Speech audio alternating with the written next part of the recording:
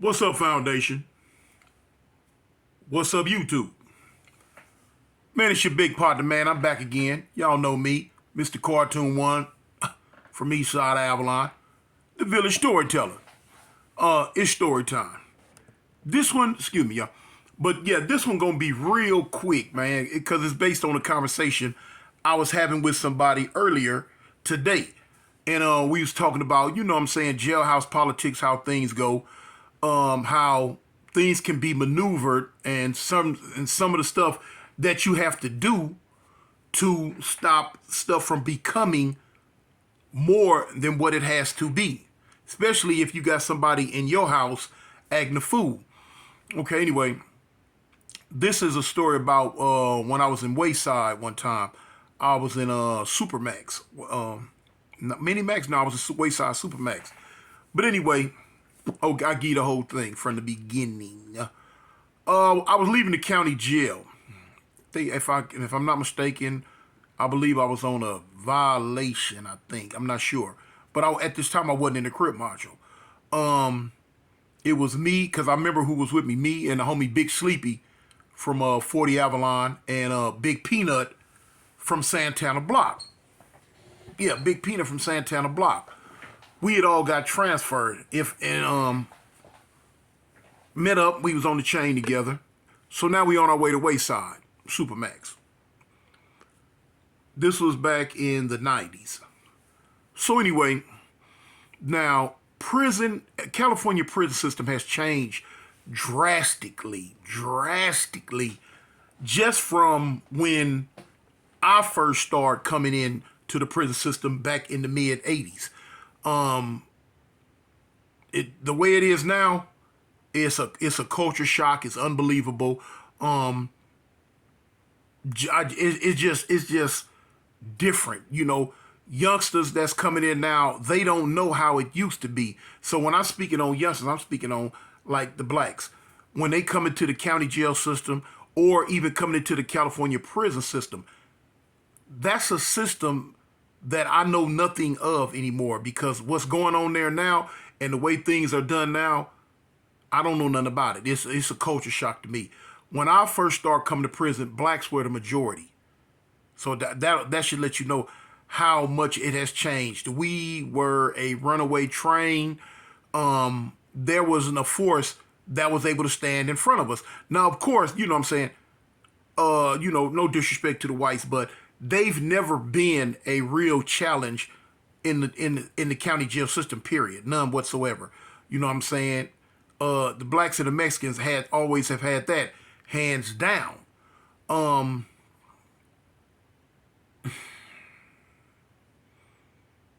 Anyway, had a brain fart. But yeah, so the way things are now, I don't know nothing about it. But now I will say that because of the numbers, you know, I love my black people.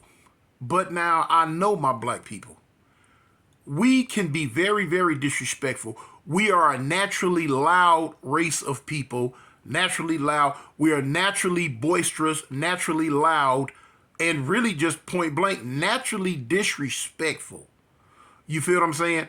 And that's just it is what it is. I'm gonna call a ball, strike a strike. And I always noticed, even back in juvenile hall as a kid, you know, 13, 14 years old, coming to jail, I know the Mexicans were always soft-spoken and quiet. They would always get in the back and be quiet. They weren't an outspoken people. They weren't a loud people. They weren't a flamboyant people. You know what I'm saying? They were more along the lines, you know what I'm saying? They were more of, you know, see us, but you don't have to hear us. And they would I would always notice how they would trip on us like at the domino table, the card table, the TV air during sports. We was always hooping and and that just wasn't they get out. They just didn't act like that, and they would trip on us. But you know, and a lot of times it got to the point to where it really bothered them and aggravated them. But due to how it was back in the late 70s and early 80s, in that jail, blacks were so strong, and we had the numbers that it really wasn't a lot they can do about it. You know what I'm saying? Not saying that we ran over them or pushed them around or anything. It just not like it is today. You feel me? Now, if you pushed them hard enough, they would react, but it took a lot more for them to react back then than what it does now. Anyway, going into the story again, leave and we go to Wayside. So now when we get to Wayside, I don't remember what big holding cells we were in and all that. I can't remember all that. But anyway, so we bail up in there. So me, Sleepy from 40 Avalon, and the homie Big Peanut from Santana Block, we all fall up in there. So now when we fall up in there, the first thing I'm gonna do, I'm checking out the scene. You know what I'm saying? I've been through this rigmarole so many times. I've been to Wayside so many times. I know what the get down is. You know what I'm saying? I know what the get down is. And times were changing. So you heard about all the fights, the riots, the stabbings, all that was going on in Wayside at this time. So anyway, when we first came in, I immediately went and found out, hey man, who calling dogs for the blacks in here? So the dudes that was in there, they took me to an old black dude. He was an old Muslim. And they introduced me to him. I don't remember his name, too. And this such and such. Woo, woo, woo, woo, woo. So I'm like, what's up, homie? I'm like, what's your name? So he tell me his name, Muhammad or Akbar or something like that. I really can't remember. So I'm like, okay, homie. I said, so you calling them for the blacks in there? So you could kind of tell he was like, well, yeah, man, the job kind of fell in my lap. And I just been really just doing the best I can. You know what I'm saying? Everything been kind of cool lately. It ain't been a whole lot really going on and blah, blah, blah, blah, blah. So I'm like, okay, well, cool. So we ain't no underlying, aggression or nothing. He like, no, man, everything been kind of cool lately. I'm like, all right, well, cool. So time goes on. About 3-4 days pass by. Now here it is. We had phones. It was 6 tables in there. The Mexicans had 3 tables. We had 3 tables. The whites got in where they could fit in. A lot of times, as usual, they'll slide up under the southern Mexicans and get whatever they can get. It wasn't a whole lot of them in there anyway. So anyway, it was, if I'm not mistaken, it was 10 phones. The Mexicans had 5 phones. We had 5 phones. Okay, cool. That's how it usually goes. So time goes on, the Mexicans called the older brother, the Muslim dude who was calling dogs at that time, called him over there and went to speaking with him. So, I noticed it. I'm looking, you know what I'm saying? Everybody else looking like, okay, what's up? So anyway, he ended up coming back. So we all gather up. Oh man, my phone went dark. Anyway, we all gathered up and he go to telling us what was said. And basically what it was saying was the Mexicans was telling him that they needed one of our tables and one of our phones because of the volume of them that were coming in and that they were already sharing their phones with the whites. The 4 or 5 or 6 of them that was in there. And so they were saying that, well, look, they was going to go ahead and get one of our tables and get one of our phones. That was the look I did. I'm looking around. I'm looking at everybody else like, what? Now, like I said, I'm so throwback. I come from a different era. For those that's been locked up in the California prison system or jail system, not this recent stuff in the 2000s or late 90s. Now, those that's from the early 90s on back into the 80s, back up into the 70s. Y'all have the mentality I have. So off the rip, this type of request is going to automatically rub you the wrong way. So dudes, now the little youngsters, a bunch of little youngsters in here, They finna capitulate. They finna immediately just go for this. I'm like, hold up, homie, hold up. I said, what you mean? You told them that it's gonna be okay or whatever. Well, it's a lot of them, and it's a few of us, but not as many as them, and they need. I say, hold up, homie, no. Listen, check this out. Once you start giving into that, once you start bowing down to that, next thing you know, it's gonna be more and more. No, it don't go like that, homie. They have theirs, we have ours. Now, if they don't want to share with the white boys, that's on them. Or if they want to share with them, that's on them. They so choose to do that. But we ain't finna give up nothing. It don't go like that. People like, well, man, sure, I don't know. I just don't want no problems, and I don't want you to know how they are. Now, that got me. That would hook me when he made that statement. You know how they are. What? Know how they are? I know how we used to be. I know how we used to be. Where our mojo went, I don't know. But I'm not from the new era. I'm throwback, homie. I'm an old dog. Throwback. Mentally, at least, on when it comes to these prison and jailhouse politics. I tell him, I'm like, no, homie, you tripped out. You did the wrong thing. You said the wrong thing. That ain't finna happen. Well, I tell you what, I don't want nothing to do. I said, no. I tell you what. I say, homie, look, from this point on, don't even worry about it. You don't call shots for the blacks, period, no more, homie. That's not your thing. Not only do I want it, I'm taking it. Yeah, I'll run this little bit from here on out. Well, you can have it because I don't want nothing to do with it. It's stressful. And woo. You go talk to him. I say, yes, I'll talk to him. Get out the way. So I looked at everybody. I'm like, y'all hear that? I say, if there's anybody in here that's right here, right now, that disagree with what I'm doing or what I said, let me know right now. If y'all got another candidate or what's up. So, you know what I'm saying? All the little young Christians, they like, no, big homie, cuz, man, shoot, cuz, you got that, homie, cuz, we with you, homie. Woo. So I'm like, yeah, that's what's up, homie. The Bloods that was in there, they ride with it, the whole hookup. So, boom. So I got that. I said, cool. So I asked him, I say, well, which one of them essays you hollered at? Boom. So he's the one over there by the gate. So I go over there, I say, hey, homie, let me holler at you real quick. So he like, cool. I say, check this out. You was just talking to the old dude about some tables and chairs or phones or whatever. He was like, yeah, Holmes, I said, well, hold on. I say, look, what he say don't go as far as blacks are concerned. He don't run nothing no more. I say, I call shots for the blacks in here now.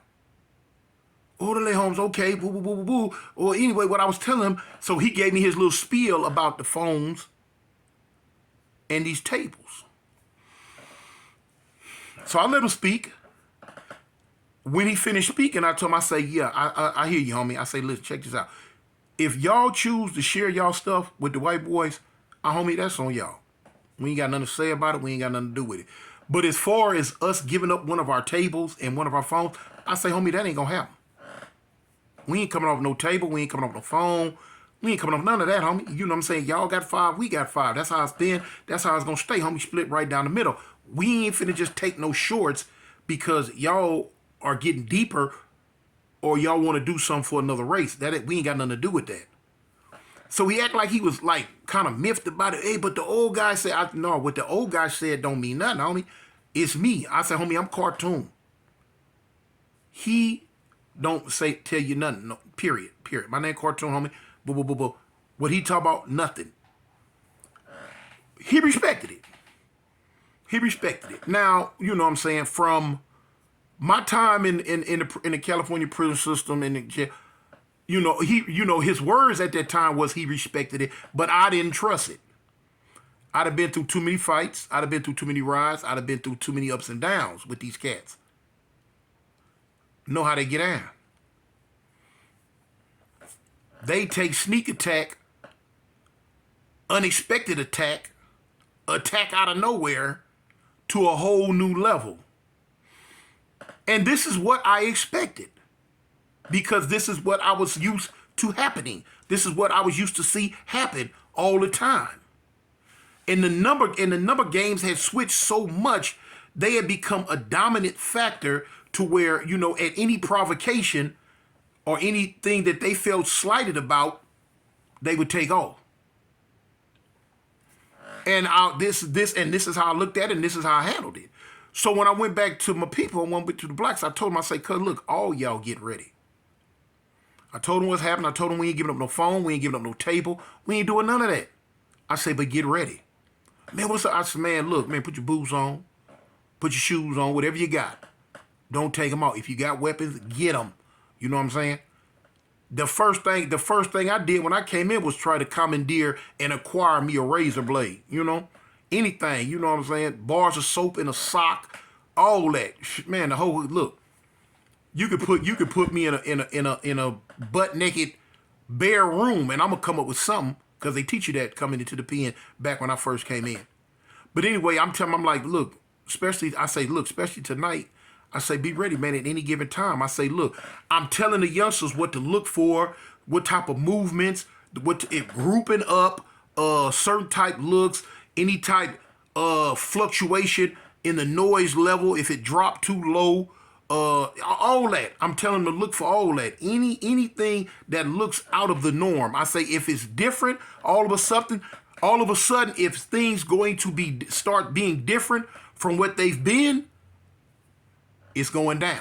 Get ready. I told them, I said, look, I don't want y'all straggled out, spread out, moved around in different areas. No, for the next few days, y'all kind of stay together. You know what I'm saying? Kind of, kick it together.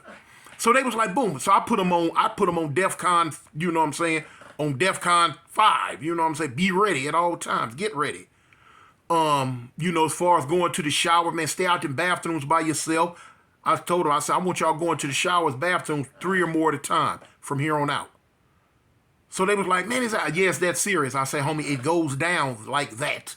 I say, I ain't trying to do it. I say, look, if something kicks off, if the ride kicks off, man, we outnumbered to the point to where I say, look, these beds, learn how to use these beds as a defense mechanism. You got to learn how to push them a certain type way, push them up, push them out the way, in the way, however you need to push them to get yourself a good footing. You know what I'm saying? If you gotta get between them and bring them together so that you cannot be attacked easily from the left or the right. You know what I'm saying? Now, if they go low up under the bunks, that's something different. But as far as mass attacks from the left or the right, we gonna stop all that if you between the bunks. Keep everything coming at you from the front. So anyway, I can go through more stuff, but I spent a lot of time talking to him now. Okay. Rules are rules. Politics, and rules are rules. We still had rules, you know what I'm saying? And one of the main rules that were implemented was quiet time. And at the time, I think quiet time was 10 o'clock. But that was based on because blacks gonna run around all night. Blacks gonna run around all night, make noise, hoop and holler, if don't nobody say nothing. If don't nobody say nothing, yeah. The SAs and the whites, they gonna go to sleep. They gonna, at a certain time, they gonna lay down, go to sleep or whatever.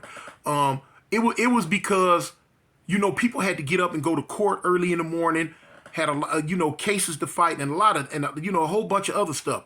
So what it would do was, everybody go to sleep, keep it down. You didn't have to get in the bed and go to sleep, but you had to keep it down to a minimum. Okay, what had happened was we had a little youngster in there from Black Pea Stone. And little youngster came in, and he was a wild child. He probably wasn't about 19 years old at the most. He didn't want to be quiet. He didn't want to keep the noise down. He up talking and doing something. And I told him once already, I'm like, hey, homie, quiet time. You know what I'm saying? You keep it down. Woo, woo, woo, woo. He was like, yeah, all right. I seen it coming. He didn't want to respect it. So here it is. He's steadily going. So now I'm looking around. What the Mexicans usually do, but they'll look at me. You know what I'm saying? Whoever calling shots, they gonna give you that look like, hey, Holmes, you're not gonna handle that? You're not gonna take care of your people? Because they'll always give you a chance to correct your people. Now, if you don't want to correct it, that's when they gonna come correct it. And I can respect that. And I started getting that look. And I had to go to him again. I had to walk over to his bed. Like, hey, homie, man, you got to hold it down, man. We got rules here, homie. You got quiet time. Boom, boom, boom, boom, boom. So, the youngster act like he had an attitude. Like he didn't want to, you know what I'm saying? Man. Hey, man, look. Hey, this ain't juvenile hall. You ain't on the streets. You ain't in the jungles no more. Or none of that. You in here. And you in here, you going to follow the rules and regulations that we got set up in here, homie. You're not finna cause a situation to where it's a whole bunch of dudes gonna have to get hurt or go to war behind your stupidity. We got a bunch of old brothers in here, and that was my thing. We had about 5 or 6 old men in there, you know what I'm saying? Old black brothers, and that was my thing. If I used to have to teach them and show them, if it go down, I need for all y'all to get in this corner to where some of us can get in front of you to keep them old brothers from being hurt. Because they was old, man. It wasn't a whole lot they can do. And when it go down, it ain't no sympathy. And I wasn't finna have my elders hurt on me. So time goes on, you know what I'm saying? About 10 more minutes pass by, and he hooping and hollering again. I had to go to him. I already seen what this finna be. And I go to him, and I tell him, I say, hey, look, check this out, homie. If I hear your voice again, fool, me and you finna bump. We finna, what you talking about, man? And I believe he was up under this Crip blood type thing. And, he didn't understand. Man, look, right now, Crip and blood ain't got nothing to do with this. This is black and brown, not Crip and blood. Forget all that dumb stuff. You need to fall in line with what we got going on. And he didn't do it, homie. He did not do it. And I had to end up telling him, come on, homie. I had to end up taking the youngster to the bathroom. And, I wasn't fit to take him to the bathroom and talk to him no more. I took him to the bathroom because I had to put my hands on him. And I wasn't fit to do it in front of everybody else. But he was a little small dude. I wasn't taking him in there to rough him up hard, but I had to let him know, hey, homie, this thing get real serious. Real serious. And I'd rather go ahead and deal with you because you being super duper disrespectful before it turned into something that it don't got to be. So, I basically went in there and kind of caught him up by the throat. Boom! Up against that sink and that wall. And then he looked. I'm like, yeah, homie, it'll get like this. I'm telling you. Man, go on back out there, man. Get in the bed and be quiet. We don't do this. We don't do this. I'm not finna tell you no more. I'm not finna keep trying to talk to you. Keep on running my mouth about this. We got rules here, homie, and you gonna follow them or you gonna get up out of here. Now, tomorrow, if you don't like how this going down, man, tell the police you want to go.